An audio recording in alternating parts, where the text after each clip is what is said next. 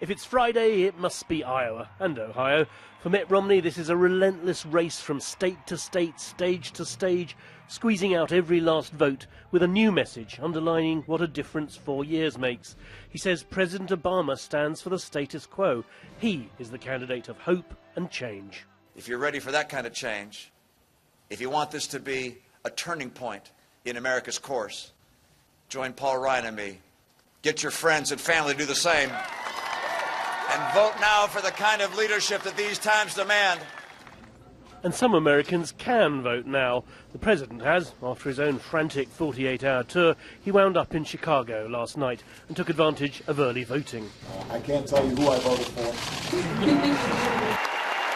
One four-letter word has hung over this whole election: jobs.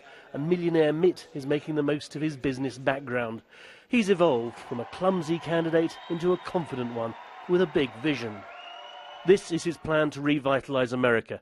He says he'd create 12 million new jobs in 4 years. He'd cut taxes by 20% for everyone, even the very rich. He'd cut government spending back to 20% of the nation's income. Do you want real big change in this country? Well, you're going to get it on November 6th. You're going to make it happen. We're going to get America on track again. These events are actually called victory rallies. Mitt Romney is very deliberately trying to create a sense of momentum. When the tide has turned, he really is on his way to the White House. Supporters are desperate for him to be right, but they must know it's very far from in the bag.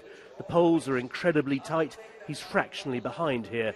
For some, this matters so much. People that are working every day to feed their families are really bad. It's very bad here.